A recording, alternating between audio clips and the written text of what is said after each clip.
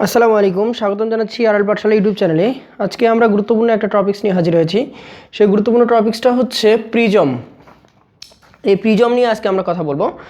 Prism আসলে অনেকের মধ্যে অনেক ধরনের কনফিউশন আছে, আসলে প্রিজমটা কি, আসলে প্রিজম বলতে কি বুঝি। তো এগুলা আজকে আমরা সমস্ত কনফিউশন দূর করে দিব এবং প্রিজমের আসলে মূল ঘটনাটা কি সেটা নিয়ে আমরা কথা বলবো। তো প্রিজমের কিন্তু আসলে একটা সংজ্ঞা হয় না, বিভিন্ন বিজ্ঞানী বিভিন্ন সময় বিভিন্ন ধরনের প্রিজম সম্পর্কে মতবাদ দিয়েছেন। আজকে আমরা দেখব যে আসলে কি কি সংজ্ঞা হতে পারে প্রিজমের। তো সবার প্রথমে আমরা একটা সংজ্ঞা এখানে লিখে রেখেছি যে দুটি আনত সমতল পৃষ্ঠ দ্বারা সীমাবদ্ধ স্বচ্ছ সমসত্ব প্রতিসারক মাধ্যমকে বলা হচ্ছে প্রিজম। দুটি আনত সমতল পৃষ্ঠ দ্বারা সীমাবদ্ধ স্বচ্ছ এবং সমসত্ব প্রতিসারক মাধ্যমকে আমরা বলবো প্রিজম। এটা একটা সংজ্ঞা হতে পারে। আরেকটা হচ্ছে তিনটি পরস্পরছেদী সমতল পৃষ্ঠ দ্বারা সীমাবদ্ধ, তিনটা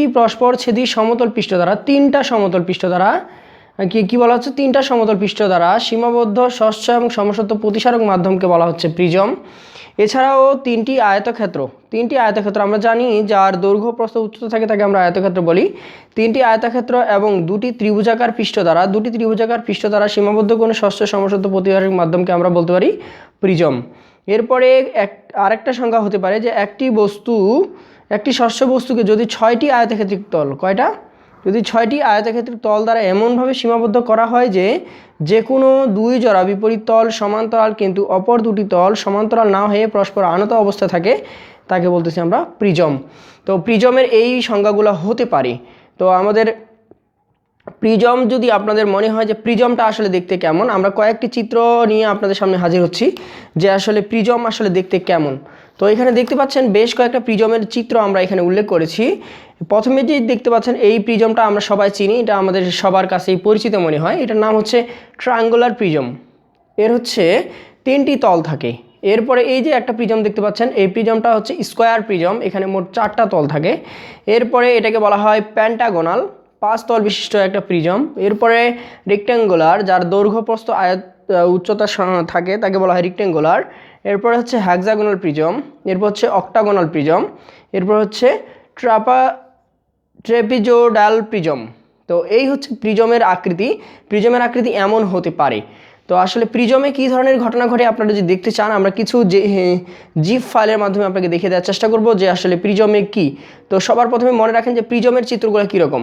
তো ট্রায়াঙ্গুলার প্রিজম দেখতে এইরকম, স্কোয়ার প্রিজম দেখতে এইরকম, যদি প্যান্টাগোনাল প্রিজম দেখতে চান সেটা এরকম, যদি রেক্ট্যাঙ্গুলার প্রিজম দেখতে চান সেটা এরকম, আর হেক্সাগোনাল প্রিজম যদি দেখতে চান সেটা হচ্ছে এরকম, আর অক্টাগোনাল প্রিজম হচ্ছে দেখতে এরকম, আর ট্র্যাপেজোডাল প্রিজম হচ্ছে এরকম। তো এটা হচ্ছে আসলে প্রিজমের চিত্র। এখন যদি দেখতে চান যে আসলে প্রিজমে কী ধরনের ঘটনা ঘটে, আমরা সেটা এখন ডিটেলস আপনাদের সামনে দেখাবো যে আসলে প্রিজমে কী ঘটনা ঘটে। তো আমরা এখানে কিছু জিপ ফাইল আপনাদের সামনে নিয়ে হাজির হয়েছি। তো দেখতে পাচ্ছেন এখানে প্রিজম কী ঘটনা ঘটতেছে, এখান থেকে একটা আলোকরশ্মি আসতেছে আর রং বেরঙের অনেকগুলো আলোকরশ্মি বের হয়ে যাচ্ছে। এটাই কিন্তু আসলে প্রিজমের মেইন ধর্ম, ঠিক আছে। তো প্রিজমে আসলে যখন একটি সাদা আলো প্রিজমের ভিতর দিয়ে প্রবেশ করানো হয় তখন কিন্তু এখানে 7 রকমের মৌলিক রং বের হয়ে যায়। এটাই হচ্ছে আসলে প্রিজমের প্রধান ধর্ম। এখানে কিন্তু আমরা একটা ট্রায়াঙ্গুলার প্রিজম দিয়ে ব্যাখ্যা করেছি। এরপরে যদি আরেকটা প্রিজমের চিত্র দেখতে পাচ্ছেন, এখানেও কিন্তু একটা আলোক রশ্মি ঢুকতেছে আর অনেকগুলো রং বেরঙের তরঙ্গ ওয়েভ কিন্তু বের হয়ে যাচ্ছে। আমরা জানি আলো কিন্তু তরঙ্গের মাধ্যমে ছড়ায়, ঠিক আছে। যেহেতু আলো তরঙ্গের মাধ্যমে ছড়ায় সেহেতু কিন্তু এখানে সাদা আলো ঢোকার পরে অনেকগুলো আলো কিন্তু তরঙ্গ হয়ে বের হয়ে যাচ্ছে। এটাও কিন্তু একটা প্রিজমের বৈশিষ্ট্য। এরপরে এখানেও দেখতে পাচ্ছেন এখানে ফোটা ফোটা আকারে দেখেছি যে কয়েকটা ফোটা আলো কোনো প্রিজমের ভিতরে ঢুকতেছে, আবার কয়েক রং বেরঙের আলো বের হয়ে যাচ্ছে। রং বেরং আসলে বলতে এখানে 7টা রং, আমরা জানি যে আমাদের মৌলিক রং 7টা, সেই 7টা মৌলিক রং এর ভিতর দিয়ে বের হয়ে যাচ্ছে।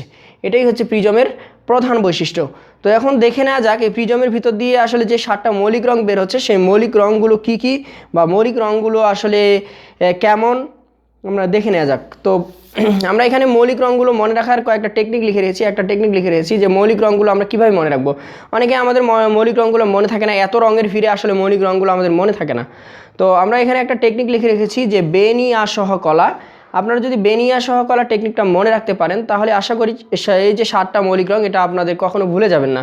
প্রথমে বে থেকে বেগুনি, নি থেকে নীল, আ থেকে আসমানি, স থেকে সবুজ, হ থেকে হলুদ, ক থেকে কমলা, লা থেকে লাল।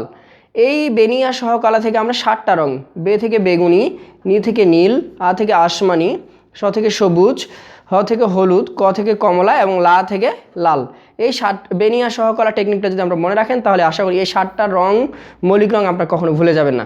তো এখানে আমরা এখন লিখে রেখেছি যে রংগুলোর ক্রমগুলো কী কী। আমরা এখানে লিখে রেখেছি বিক্ষেপণ ক্রম আমরা লিখে রেখেছি যে বেগুনি আলোর বিক্ষেপণ সবচেয়ে বেশি, এরপরে বেগুনির তুলনায় নীল কম, নীলের তুলনায় আসমানি আরও কম, এরপর থেকে সবুজ আরও কম, হলুদ আরও কম, কমলা আরও কম, লাল আরও কম, লাল আলোর বিক্ষেপণ সবচেয়ে কম। এরপর তরঙ্গ দৈর্ঘ্যের ক্রম কেন লিখেছি আপনাদের মনে হতে পারে যে আমরা আসলে তরঙ্গ দৈর্ঘ্যের ক্রম এবং বিক্ষেপণ কেন লিখেছি আমরা এখানে দুটো প্রশ্ন লিখে রেখেছি, আপনাদের কনফিউশন দূর হয়ে যাবে।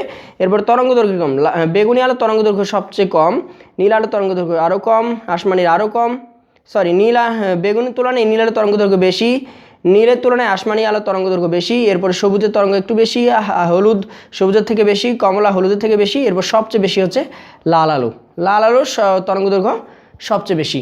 তো আপনাদের এই মনে হতে পারে যে আসলে আমরা এই ক্রমগুলো দিয়ে কি করব। তো আমরা এখানে দুটো প্রশ্ন লিখে রেখেছি, একটা আকাশ নীল দেখায় কেন, আরেকটা হচ্ছে সূর্যের আলোকে আমরা লাল দেখি কেন। ঠিক আছে, তো আমরা যদি এটা একটা সূর্য কল্পনা করি, আমরা জানি সূর্য থেকে আমরা 7 ধরনের মৌলিক রং বের হয়ে আসে। তো এটা যদি একটা মেঘ হয়, এটা যদি একটা মেঘ কল্পনা করা হয়, তো আমরা জানি যে আলোর তরঙ্গ দৈর্ঘ্য সবচেয়ে বেশি সেটা কিন্তু তত দ্রুত পৃথিবীতে চলে আসবে। তো দেখতে পাচ্ছেন লাল আলোর তরঙ্গ দৈর্ঘ্য সবচেয়ে বেশি হওয়ার কারণে আর বেগুনি আলোর বিক্ষেপণ সবচেয়ে বেশি হওয়ার কারণে বেগুনি আলোগুলো আকাশ বরাবর ছড়িয়ে যাবে। বেগুনি আলোগুলো কী করবে, আকাশ বরাবর ছড়িয়ে যাবে। বেগুনির পরে নীল ছড়াবে, নীলের পরে আসমানি পরে সবুজ বরাবর, এগুলো কিন্তু মেঘ বরাবর ছড়িয়ে যাবে। কিন্তু লাল আলো তরঙ্গ দৈর্ঘ্য সবচেয়ে বেশি হওয়ার কারণে এটা একদম সরাসরি পৃথিবীতে এসে পড়বে। এই জন্য আমরা কিন্তু যখন খালি চোখে সূর্যের আলোকে দেখি তখন কিন্তু আমরা লাল দেখি, কিন্তু প্রকৃতপক্ষেই সম্পূর্ণ লাল নয়, এখানে কিন্তু 7 ধরনের মৌলিক রঙের মিশ্রণ রয়েছে। কিন্তু লাল আলো তরঙ্গ দৈর্ঘ্য বেশি হওয়ার কারণে আমরা লাল আলোটাকে বেশি দেখি। এজন্য বিপজ্জনক সংকেত হিসেবে লাল আলো ব্যবহার করা হয়ে থাকে। আমরা অনেকেই হয়তো বা দেখেছেন যে ট্রেনের বিপদ সংকেত হিসেবে লাল আলো ব্যবহার করা হয়, কারণ লাল আলো যখন কোনো রেল লাইনে কোনো দুর্ঘটনা ঘটে তখন লাল আলোর যদি লাইট জ্বালানো হয় তাহলে অনেক দূর পর্যন্ত লাইটটা ছড়াতে পারে। এর ফলে দূরে থাকা ট্রেনেও বুঝতে পারে যে সামনে হয়তো বা কোনো বিপদ আছে। আর আপনাদের মনে হতে পারে যে লাল আলো হচ্ছে বিপদ সংকেত এই সেই, আসলে কিন্তু এটা মূল থিওরি না। বিজ্ঞান কিন্তু সে আসলে মানে আওলাবালো বা ধাপ্পাবাজি জিনিস বিশ্বাস করে না। বিজ্ঞান বিশ্বাস করে যে আসলে তার ব্যাখ্যাটা কি। আমরা জানি লাল আলো তরঙ্গ দৈর্ঘ্য সবচেয়ে বেশি, লাল আলো অনেক দূর পর্যন্ত ছড়াতে পারে, যার কারণে লাল আলো বিপদ সংকেত হিসেবে ব্যবহার করা হয়, কারণ দূরবর্তী মানুষও যেন বুঝতে পারে যে সামনে বিপদ আছে। ঠিক আছে, এরপরে এখন আমরা আরেকটা প্রশ্ন লিখে রেখেছি এখানে। এই জন্য আমরা খালি চোখে যখন সূর্যকে দেখি সেটা হচ্ছে আমরা সূর্যকে লাল দেখি। এছাড়াও বিপদ সংকেত হিসেবে আমরা লাল আলো ব্যবহার করি, তার একটা কারণ তরঙ্গ দৈর্ঘ্যের কারণে। আরেকটা প্রশ্ন এখানে, আকাশকে নীল দেখায় কেন। আমরা জানি যে যে আলোর বিক্ষেপণ সবচেয়ে বেশি সেটা মেঘ বরাবর তত দ্রুত ছড়ায়। ঠিক আছে, তো তাহলে সূর্য থেকে যখন আলোক রশ্মি পৃথিবীতে আসে তখন মেঘ বরাবর ছড়িয়ে পড়ে আমাদের বেগুনি আলো। কিন্তু আমাদের নিয়ম অনুযায়ী তাহলে বেগুনি আলো দেখার কথা, খালি চোখে আমাদের বেগুনি আলো দেখার কথা, কিন্তু আমরা বেগুনিকে না দেখে নীল আলো দেখি কেন। কারণ আমরা জানি আমাদের চোখ 3 ধরনের রঙকে সহ্য করতে পারে বেশি, লাল সবুজ নীল। যেহেতু আমাদের নীল আলো মানে আমাদের চোখের সহানুভূতিশীলতা বেশি, এজন্য আমরা আকাশকে বেগুনি না দেখে নীল দেখি। কারণ বেগুনির কাছাকাছি তরঙ্গ দৈর্ঘ্য বা বিক্ষেপণ ক্ষমতা হচ্ছে নীলের। এজন্য যেহেতু আমাদের চোখ নীল আলোকে ভালো দেখে, এজন্য আমরা আকাশকে বেগুনি না দেখে নীলকে দেখি। তো এই ছিল প্রিজম সম্পর্কিত যাবতীয় প্রশ্ন। তো আমাদের ভিডিওটা কেমন লাগলো তা অবশ্যই ইউটিউবে কমেন্ট বক্সে কমেন্ট করে জানাবেন, এবং পরবর্তী ভিডিও কী দরকার তা আমাদের জানিয়ে দেবেন। আমরা সেই অনুযায়ী ভিডিও বানিয়ে দেওয়ার চেষ্টা করবো। ধন্যবাদ সবাইকে।